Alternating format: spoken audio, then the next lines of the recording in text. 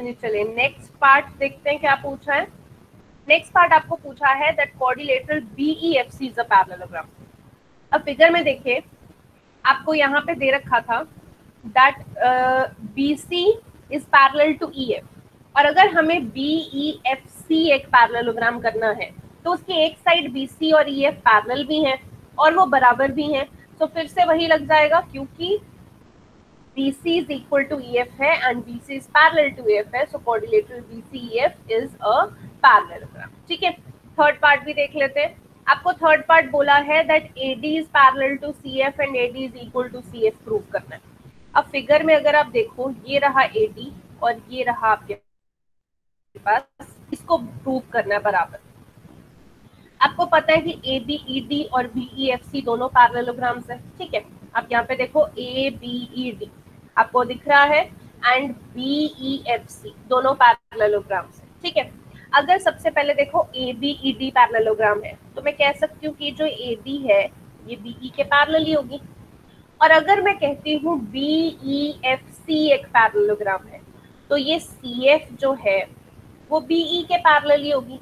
अब देखो AC BE के पैरेलल है, CF भी BE के पैरेलल है, तो AC और CF भी सॉरी AD और CF भी तो आपस में पैरेलल होंगे।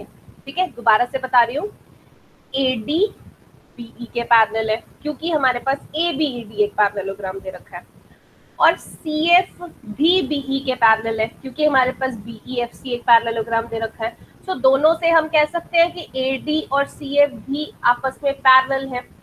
अगर ये पैरेलल है तो यहाँ पे हम कर सकते हैं कि जो AD is equal to CF and AD is parallel to CF। अब पैरेलल वाला तो लिख दिया, इक्वल टू वाला कॉन्सेप्ट भी उसी तरीके से लगेगा कि AD जो है वो BE के इक्वल है और BE CF के इक्वल है, इसीलिए AD और CF भी आपस में इक्वल है। तो इसको हम लिखेंगे कैसे, देखो यहाँ पे ABED and BEFC are parallelograms, therefore AD और BE इक्वल भी है और पैरेलल भी है। Reason opposite sides of parallelogram are equal. Also BE is equal to CF and BE is parallel to CF भी है क्योंकि BEFC भी हमने एक पैरेललोग्राम बोला है। तो इसका रीजन भी क्या है, opposite sides of parallelogram are equal and parallel. तो इन दोनों इक्वेशन से आप ऐसे भी लिख सकते हो। इसको अगर मैं फर्स्ट इक्वेशन बना दूं और इसको मैं यहाँ पे सेकंड इक्वेशन लिख दूं तो आपके पास फ्रॉम 1 and 2 यहाँ पे आप लिख सकते हो फ्रॉम 1 and 2 आपके पास ये रिजल्ट आ जाता है that AD is equal to CF and AD is parallel to CF। ठीक है, लास्ट पार्ट जो आपको बोला है, sorry fourth part, quadrilateral ACFD is a parallelogram। अब ACFD देखो अभी तो प्रूव किया कि AD और CF इक्वल भी हैं और पैरेलल भी हैं, तो यहाँ पे भी one pair of sides are equal and parallel, तो ACFD भी एक पैरेललोग्राम बन जाएगा। इसीलिए हमने फोर्थ पार्ट का लिखा as we had observed that one pair of opposite sides जो कि AD एंड CF है वो इक्वल भी हैं एंड पैरेलल भी हैं, therefore it is a parallelogram. Fifth part में आपको क्या बोला है कि AC is equal to DF। अब फिगर में देखो अगर ACF भी एक पैरेललोग्राम है तो ये साइड AC और ये DF बराबर तो होगी ही। ठीक है, अंडरस्टूड है। तो आपके पास क्या लिखना है, because ACFD is a parallelogram, तो आपके पास ये अंडरस्टूड है कि वो दो लाइंस पैरेलल भी होंगी और इक्वल भी होंगी। ठीक है, तो पहले फिफ्थ पार्ट तक नोट कर लो, यहाँ थर्ड से स्टार्ट करो, सॉरी सेकंड से करना है, थिंक यहाँ से।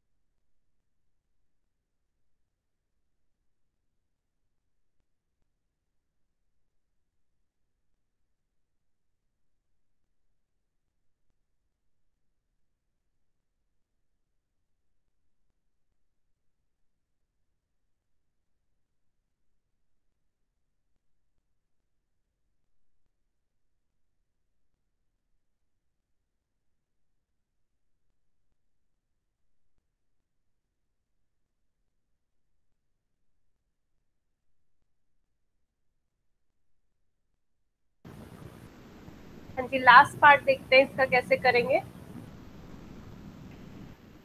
तो यहाँ पे लास्ट पार्ट में बोला that A B C and D E F को आपको कॉन्ग्रुएंट करना है।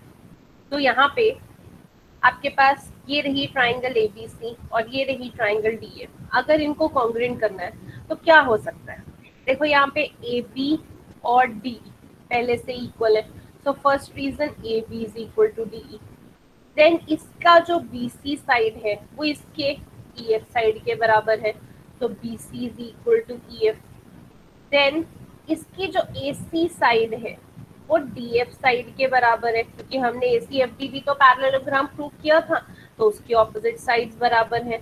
सो दोनों ट्राइंगल्स जो है वो कॉन्ग्रुएंट हो जाएंगे आपकी किस कॉन्ग्रुएंसी से? Side side side. सिंपल है, प्लीज इसको नोट डाउन कर लीजिए।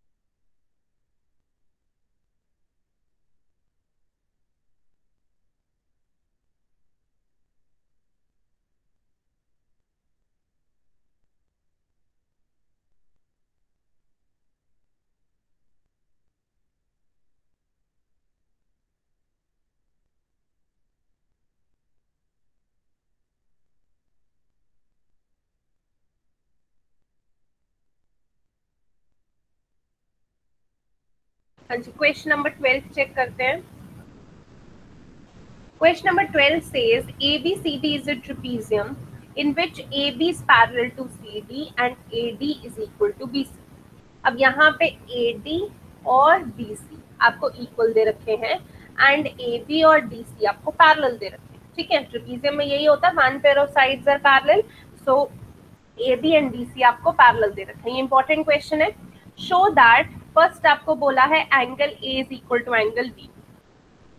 अब angle A is equal to angle B हम कैसे करेंगे? देखो, सबसे पहले यहाँ पे हमने कंस्ट्रक्शन की कि ए बी को हमने एक्सटेंड कर दिया टू अ पॉइंट ई तक एक्सटेंड कर दिया, एंड यहाँ पे आपको जो ए बी है वो एक्सटेंड करके यहाँ पे draw a line through C parallel to D A. हमने यहाँ पे डी ए के पैरेलल ये देखो सी ई लाइन भी ड्रॉ कर दी, बी को ई तक एक्सटेंड कर दिया एंड बी ए के पैरेलल सीई लाइन भी ड्रॉ कर दी। ये हमारा यहाँ पे कंस्ट्रक्शन पार्ट है। ठीक है, सो हमने कंस्ट्रक्शन कर दी। अब देखो आपको AD is equal to CE, ये तो आपको दिख रहा है कि जो AD है वो CE के बराबर है। क्यों? क्योंकि हमने AD CE के पैरेलल कर दिया।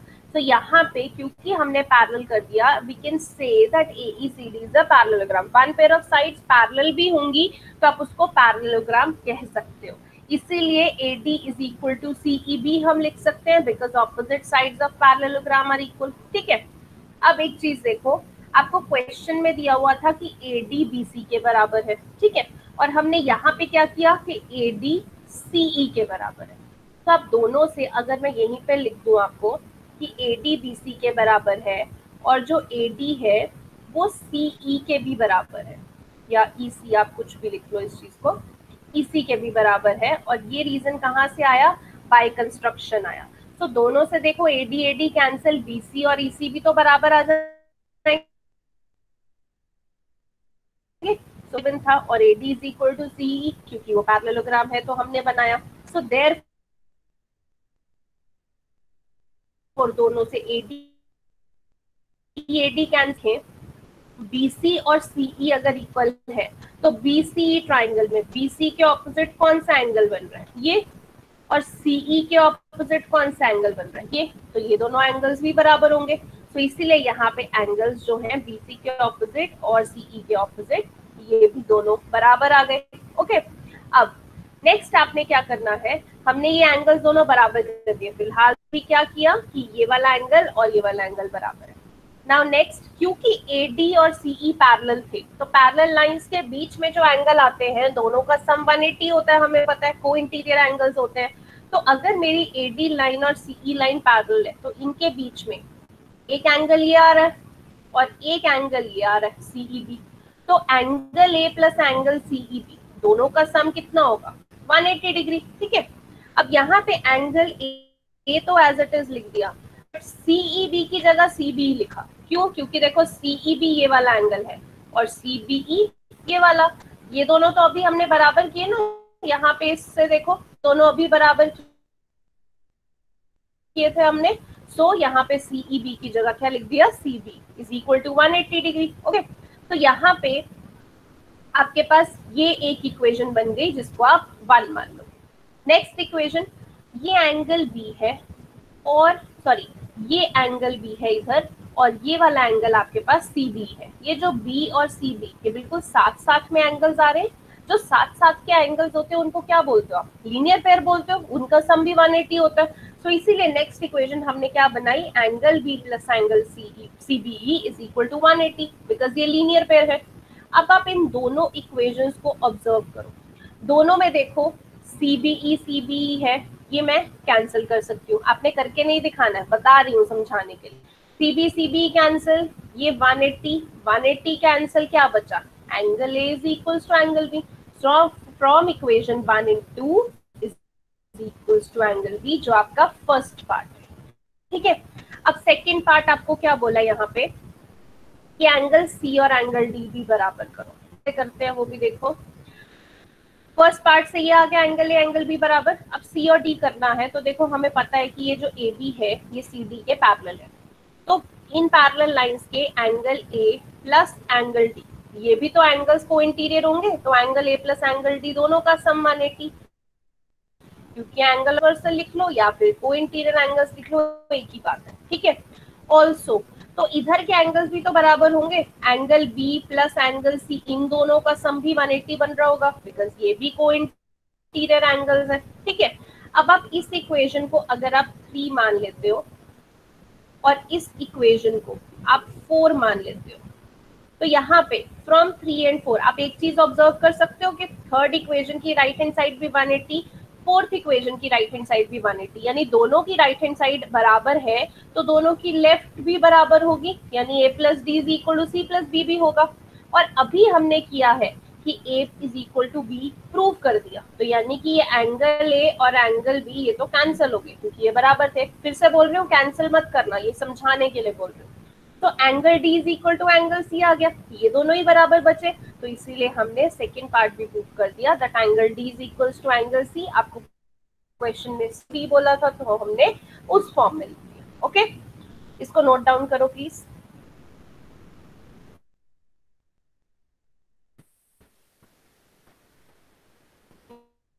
यहाँ से स्टार्ट कर दिया। मैम फर्स्ट पार्ट दिखाना। This is your construction. Ma'am first part दिखाना। ये फर्स्ट पार्ट सही है अंश, बिल्कुल स्टार्टिंग से है।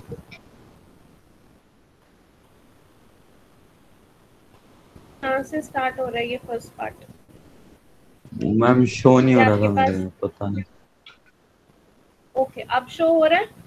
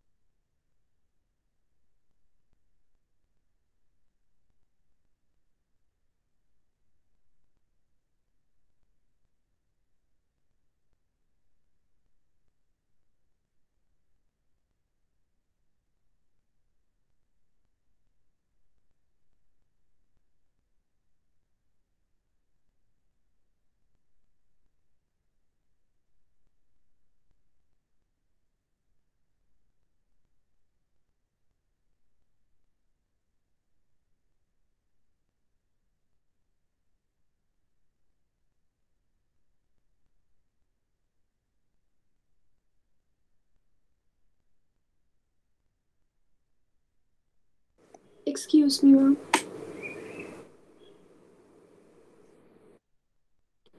Ma'am, हाँ जी Navneet. how can we say that AECD is a parallelogram? क्योंकि उसमें equal की तो property नहीं दी है. यस नवनीत, मैंने आपको जब आपने क्वेश्चन भी भेजा था मैंने उसमें भी आपको समझाया था कि जरूरी नहीं है इक्वल की प्रॉपर्टी हो। जैसे रोहम्बस है, रोहम्बस में साइड्स पैरेलल होती है तो rhombus is also kind of parallelogram. हम उसको पैरेलल बोल सकते हैं अगर one pair of side is parallel. Okay, ma'am.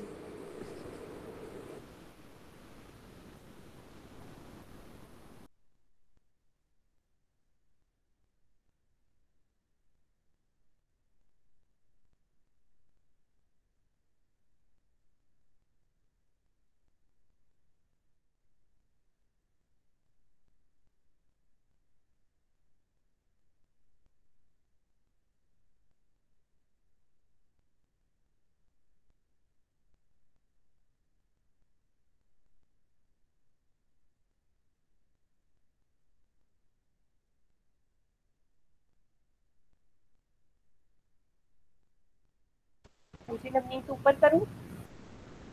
टूट गया आपका? Yes, ma'am, थोड़ा सा. ओके।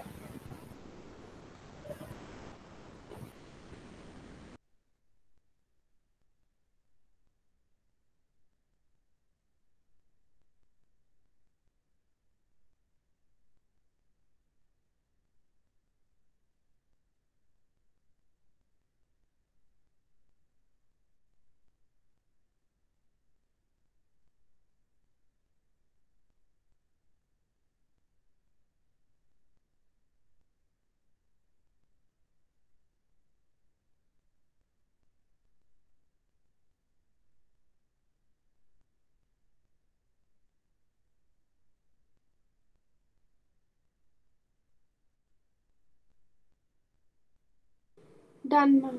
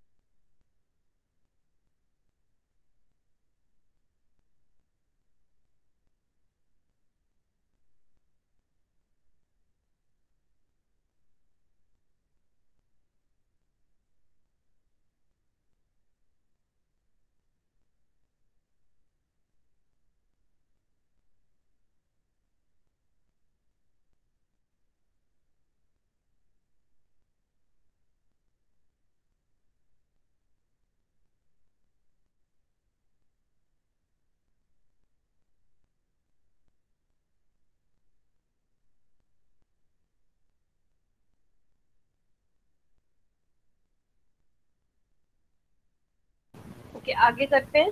देन आपको बोला अगले पार्ट में आपको बोला है that triangle ABC is congruent to triangle BAD। तो ये प्रूव करते हैं। Triangle ABC is congruent to, तो ये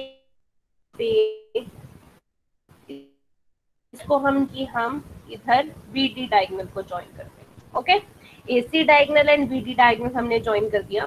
अब अगर मुझे ABC और BAD ट्राइंगल कॉन्ग्रुएंट करनी है, 3 रीजंस चाहिए।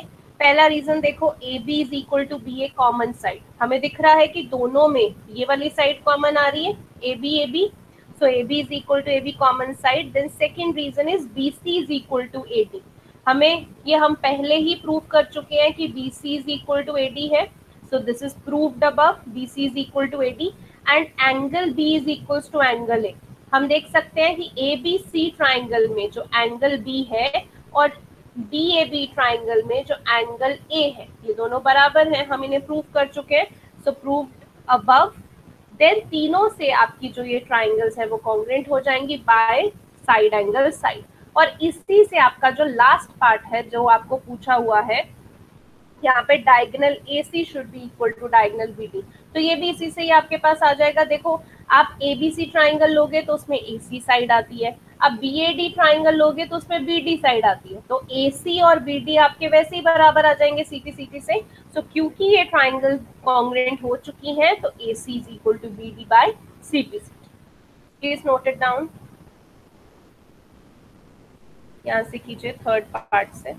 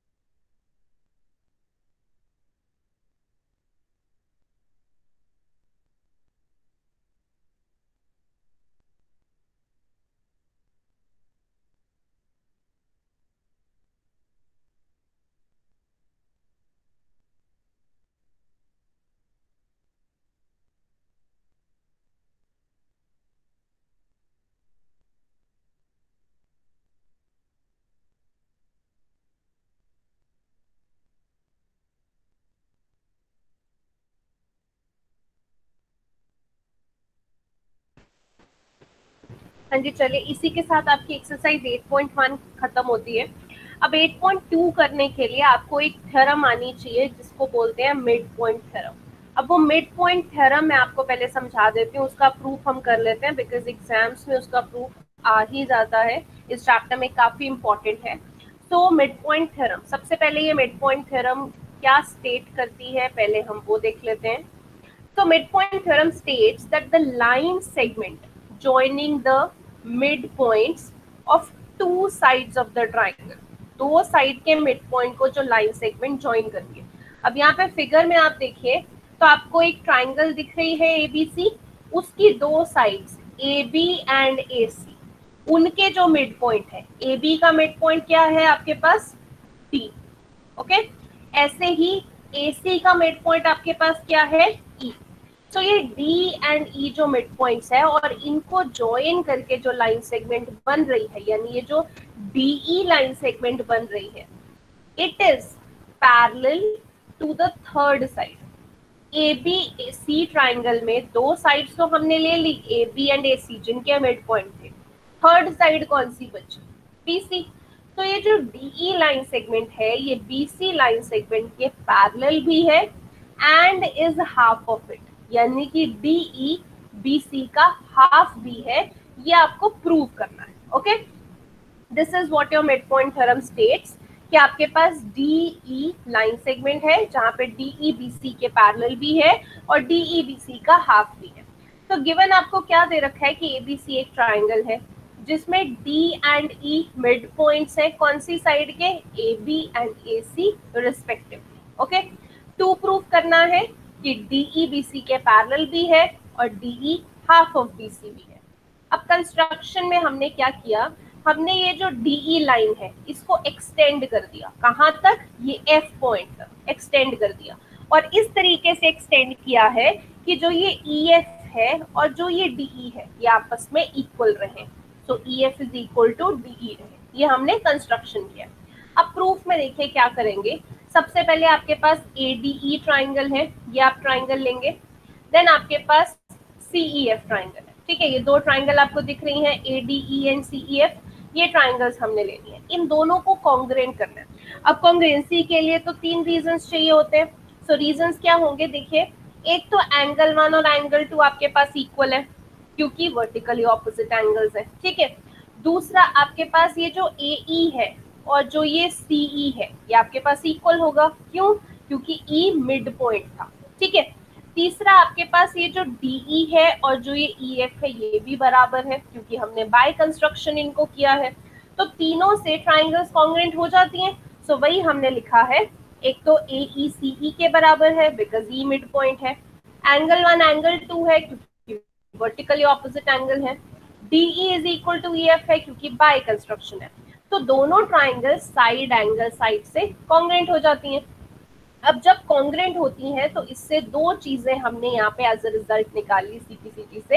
एक तो कि जो ये एंगल 3 है और इधर जो ये एंगल 4 है ये बराबर हो गया, और दूसरा हमने रिजल्ट निकाला कि जो ये सी एफ साइड है और ये ए डी साइड है ये हमारी इक्वल हो गई। ओके, तो दो रिजल्ट हमने यहाँ पे निकाल दिए। अब अगर आप ध्यान से देखो फिगर में, एंगल 4 और एंगल 3 जेड एंगल बन रही है। Z angle mean alternate angle. तो अगर एंगल 4 और एंगल 3 बराबर है यानी कि ऑल्टरनेट एंगल्स बराबर है। जब ऑल्टरनेट एंगल्स इक्वल होते हैं तो लाइंस पैरेलल हो जाती हैं। तो 4 के साथ कौन सी लाइन लग रही है? ये ए डी लाइन सेगमेंट लग रही है, और 3 के साथ कौन सी है? सी एफ है। सो यानी ए डी और सी एफ पैरेलल होंगी। तो वही हमने यहाँ पे नीचे लिखा है कि as 4 is equal to 3 they are alternate angles, तो ADCF के पैरेलल हो जाएगी। अब आप यहाँ पे बताओ कि अगर ADCF के पैरेलल है, इस D को ही तो आगे एक्सटेंड किया है, कहाँ तक ले गए? B तक। तो AB भी तो CF के पैरेलल ही होगी। आप इमेजिन करके देखो, पैरेलल लाइन आगे से टेढ़ी तो नहीं हो जाएगी।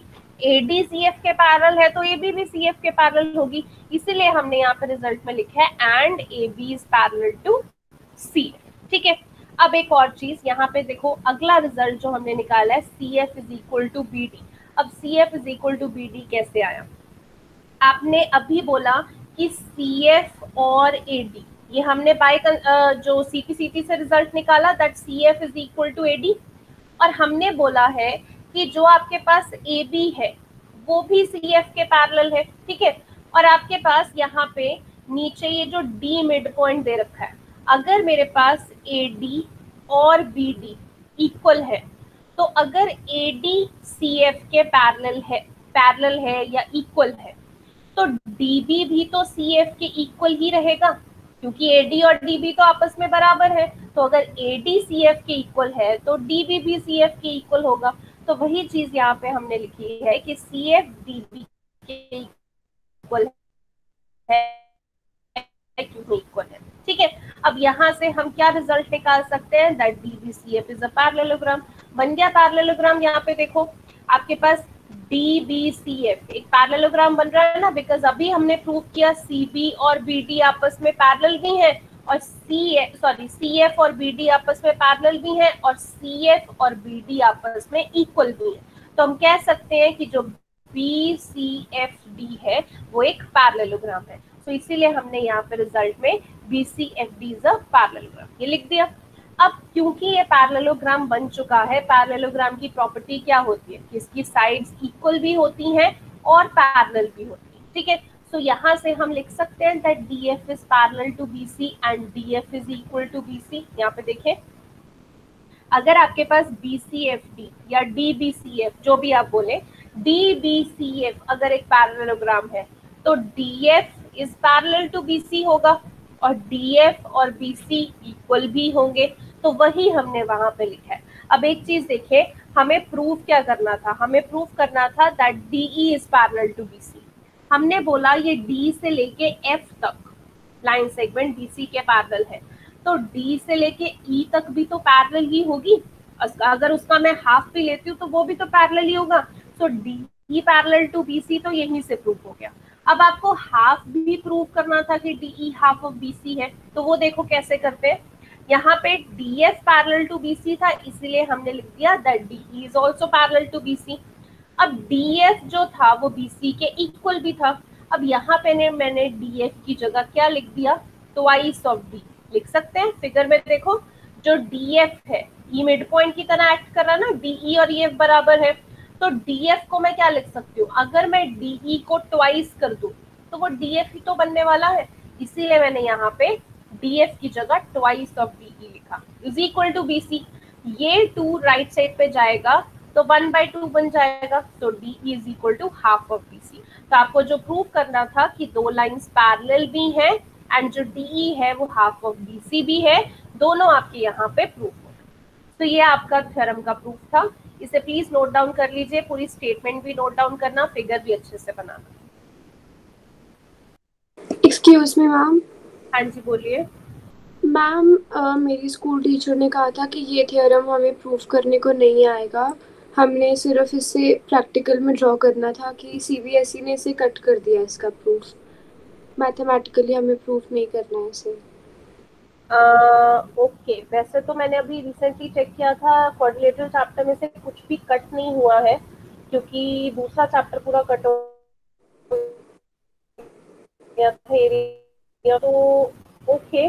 बट अभी के लिए आप कर लो, जब तक मैं श्योर नहीं हूँ मैं आपको एक वो नहीं बोलूंगी, क्योंकि अभी रिसेंटली मैंने चेक किया था, इसमें से कुछ कट नहीं हुआ था। एंड सीबीएसई की जो वर्कशीट भी आई है जिसमें डिलीटेड पोर्शन लिखा हुआ है, जो सीबीएसई की साइट पे भी है, उन्होंने भी इसमें नो डिलीशन लिखा हुआ है।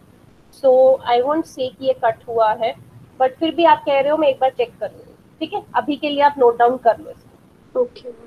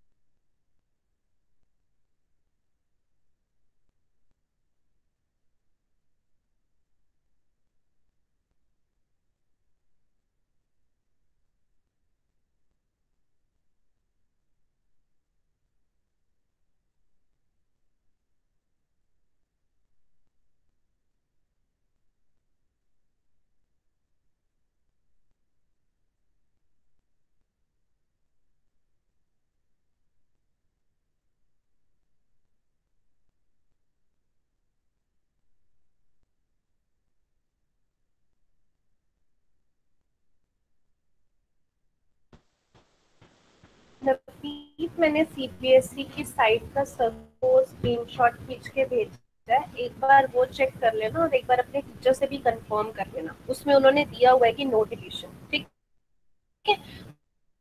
हो सकता है सिर्फ आपके नहीं होता, तो कंफर्म कर लेना एक बार।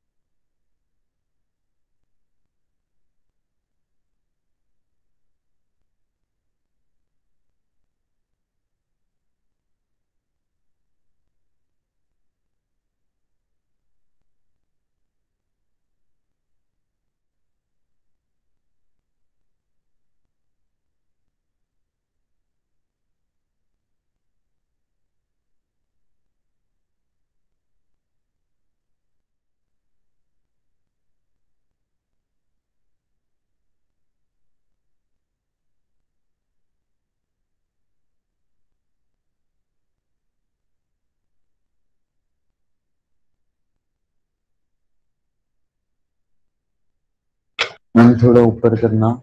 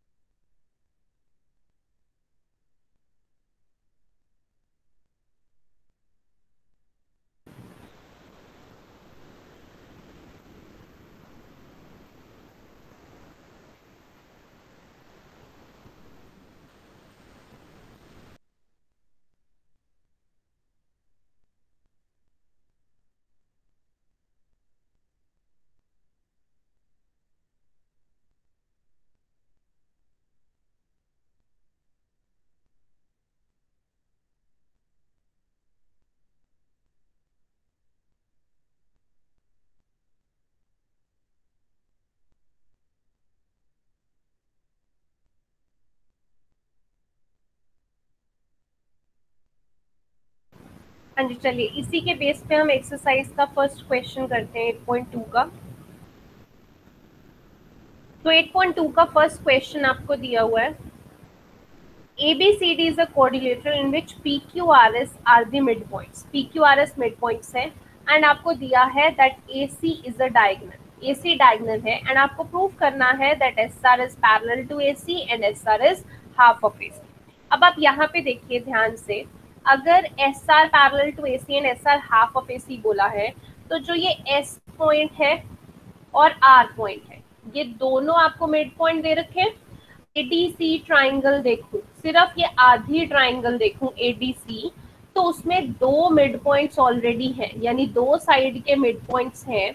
तो अगर मैं यहाँ पे मिड पॉइंट थ्योरम अप्लाई करती हूँ, तो मिड पॉइंट थ्योरम क्या कहती है, अगर 2 साइड के मिड पॉइंट्स हैं देन उनको ज्वाइन करके जो लाइन सेगमेंट बनती है, यानी एस एंड आर को ज्वाइन करके जो लाइन सेगमेंट बनती है वो पैरेलल होगी थर्ड साइड के। एडीसी ट्राइंगल की थर्ड साइड कौन सी है, एसी, तो एसी के पैरेलल होगी एंड जो एस आर है वो एसी का हाफ भी होगी, ये मिड पॉइंट थ्योरम कहती है। तो हम सीधा लिखेंगे that in ADC triangle S and R are the mid points of side AD and CD, therefore जो आपकी मिड पॉइंट थ्योरम की स्टेटमेंट है, line joining the midpoints of any two sides of the triangle is parallel to the third side and half of it। आप ये पूरी statement नहीं भी लिखना चाहते हैं तो आप लिख सकते हैं therefore in a triangle by midpoint theorem। ठीक है, इस पूरी स्टेटमेंट की जगह आप by midpoint theorem भी लिख सकते हैं। क्या हो जाएगा, एस आर ए सी के parallel and S R half of A C हो जाएगा। ऐसे ही जो सेकेंड पार्ट है P Q is equal to S are.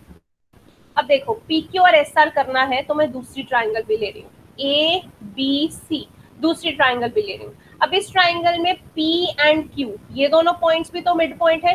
So by mid point theorem अगर P and Q mid point है तो पी क्यू जो है वो भी ए सी के पैरेलल होगा एंड जो पी क्यू है वो ए सी का हाफ हो जाएगा।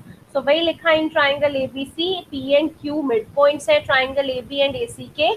So by using midpoint theorem हमारे पास क्या आ गया, that PQ is parallel to AC and PQ is equal to half of AC। अब आपके पास यहाँ फर्स्ट इक्वेशन है और सेकेंड इक्वेशन है, आप दोनों को जरा देखिए। आपके पास पहला पैरेलल वाली इक्वेशंस को कंपेयर करते हैं। एस आर ए सी के पैरेलल है, पी क्यू ए सी के पैरेलल है, दोनों में से A C cancel, P Q S R के पैरेलल आ जाएगा। तो पहला रिजल्ट तो P Q is parallel to S R. यहाँ पे S R half of A C है और यहाँ पे P Q half of A C है।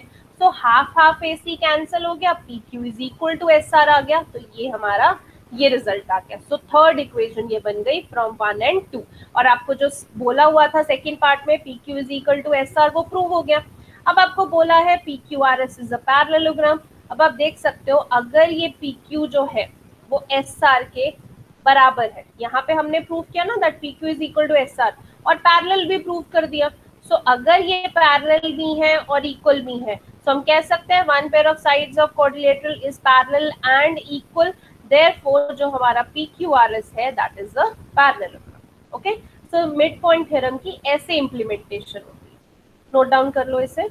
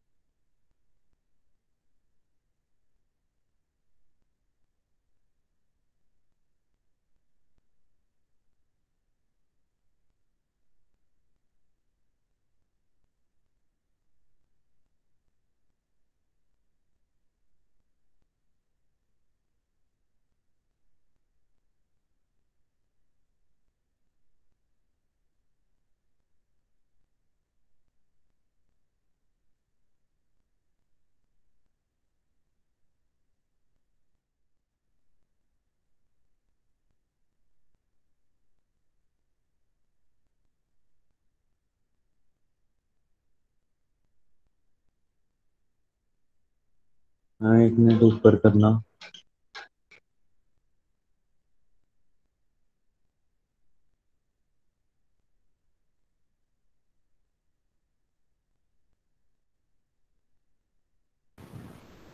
जी नवनीत, मैंने आपको क्वाड्रिलेटरल की एमसीक्यू भेजे हैं कुछ, आप उनको प्रैक्टिस कर लेना, ठीक है? डाउट्स होंगे तो मुझसे पूछ लेना, ओके? अगर आपका हो चुका है तो आप क्लास लीव कर सकते हैं।